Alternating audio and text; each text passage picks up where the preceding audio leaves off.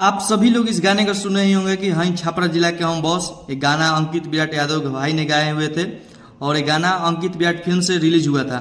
और इस गाने पे T series वाले का ट्यून मिलने के कारण इस गाने को स्ट्राइक देकर इस गाने को डिलीट कर दिया गया है। लेकिन आप सभी को सुनने के लिए आप सभी को मनोरंजन के लिए अदर चैनल पे इस गाने को सर्च कीजिएगा, हाँ छपरा जिला के बॉस। आप सभी को सुनने के लिए मिल जाएगा गाना।